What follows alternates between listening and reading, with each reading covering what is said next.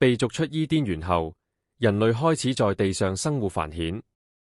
隨着時間的推移，人類揮霍至極，上帝決定用洪水毀滅除挪亞一家和方舟上的動物以外的所有人。挪亞的後裔繼續繁衍，遍布大地。上帝向亞伯拉罕顯現，與他立約，應許他的後裔必將繁衍眾多，地上萬族都必因他們得福。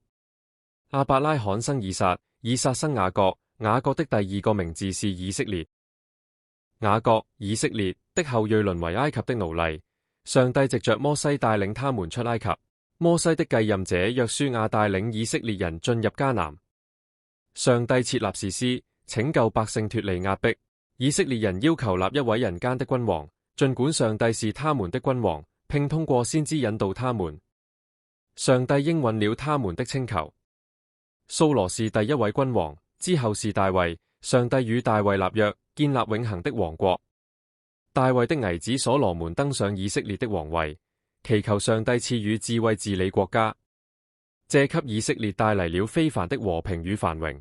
此後的歲月裏，以色列分裂，由許多君王統治，其中大多數都背離了上帝。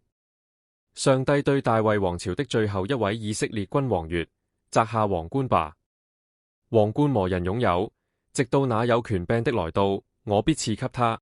先知但以理預言，天上的上帝將建立一個永不敗亡的國度，這國度不會歸於別國，他必打碎毀滅一切國度，自己卻永遠長存。但以理也預言了彌賽亞的到來。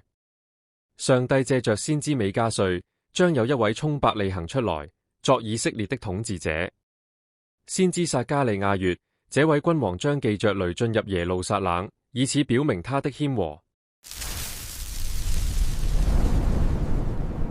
請在此處支持該活動。